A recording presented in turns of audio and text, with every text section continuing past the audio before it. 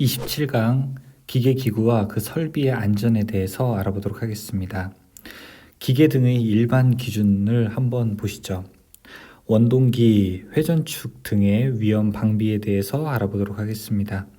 첫 번째, 기계의 원동기, 회전축, 치차, 풀리, 플라이 휠 등 휠 및 벨트 등 근로자에게 위험을 미칠 우려가 있는 부위에는 덮개, 울, 슬리브 및 건널다리 등을 설치해야 된다. 무엇보다도 중요하지. 이제 회전축이 있는 부위, 회전의 동력 부위가 있는 부위에는 반드시 보호 장치를 설치를 하여야 됩니다. 회전축, 치차, 풀리 및 플라이 휠 등에 부속하는 키 및 핀 등의 고정기구는 무침형으로 하거나 해당 부위에 덮개를 설치해야 된다. 벨트의 이음 부분에는, 벨트가 이어지는 부분에는 돌출된 고정구를 사용하여서는 안 된다. 제1항의 건널다리, 건널다리는 이렇게 기계가 있으면 이걸 지나가게 만든 것을 우리가 건널다리라고 하게 됩니다. 높이 90cm 이상의 손잡이 및 미끄러지지 아니하는 구조의 발판을 설치하여야 된다라고 되어 있습니다. 기계 동력의 차단 장치 한번 볼까요? 동력으로 작동되는 기계에는 스위치, 클러치 및 벨트 이동 장치 등 동력 차단 장치를 설치하여야 합니다. 또 작업모, 동력으로 작동되는 기계의 근로자의 두 발 또는 피복이 말려 들어갈 우려가 있는 때에는 당해 근로자가 작업에 알맞은 작업모 또는 작업복을 사용하여야 합니다. 작업모와 작업복에 대한 내용도 있습니다. 추락을 방지하기 위한 위험 방지에 대해서는 어떤 것이 있나 보도록 하죠. 첫 번째, 추락을 방지하기 위한 겁니다. 1번, 높이가 2m인 장소에서 작업을 함에 있어서 추락에 의하여 근로자의 위험을 미칠 우려가 있을 때에는 비계를 조립하는 등의 방법에 의해서 작업을 해야 된다고 되어 있죠. 두 번째, 악천후에서도 작업은 금지가 되어 있어야 됩니다. 높이 2m가 넘는 곳일 때 폭풍, 폭우, 폭설 등에 의해서 기상 조건이 안 좋을 때는 이때는 작업을 당연히 중지시켜야 합니다. 이동식 사다리도 한번 볼까요? 사다리 중에서 이동용으로 사용하는 것은 구조가 견고하여야 하고 재료는 심한 손상, 부식이 없어야 됩니다.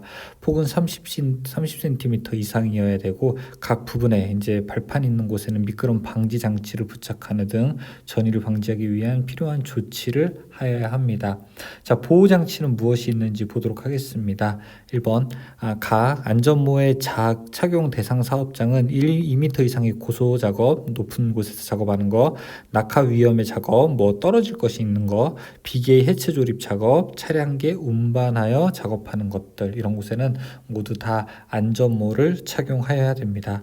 안전모를 사용하는 재료의 성질은 뭐가 있을까요? 안전모는 쉽게 부식하지 않을 것, 피부에 해로운 영향을 주지 않을 것, 사용 목적에 따라 내열성, 내한성 및 내수성이 있을 것, 모체의 표면은 밝고 선명한 색채로 사용한다라는 것까지 모두 다 표기가 되어 있습니다.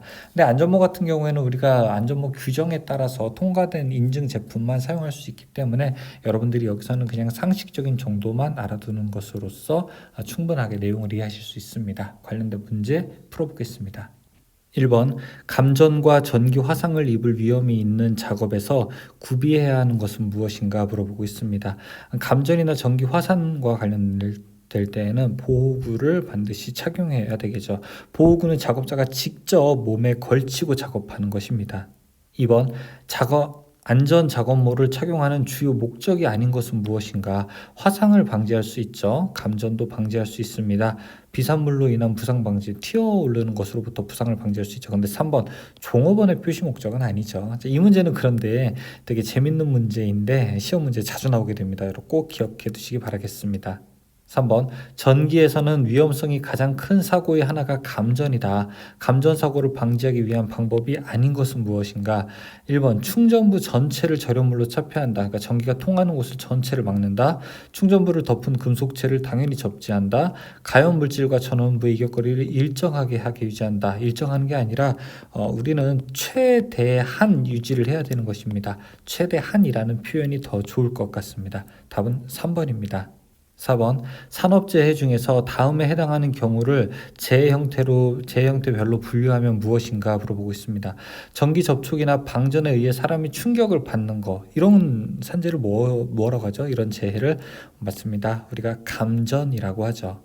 5번 전기 감전에 의하여 넘어진 사람에 대한 중요 관찰 사항과 거리가 먼 것은 무엇인가? 감전에 의해서 넘어지게 되면은 첫 번째 의식 확인하고요. 두 번째 호흡 상태 확인하고요. 세 번째 맥박도 확인해야 됩니다. 그러나 4번 골절 상태는 1, 2, 3번보다는 조금 더 관계가 멀다고 할 수 있습니다. 답은 의식, 호흡, 맥박을 중심으로 우리가 상태를 확인해야 됩니다. 자, 여기까지가 이제 27강에 해당되고요. 이제 우리는 다음 마지막 강의 28강에서 뵙겠습니다. 수고하셨습니다.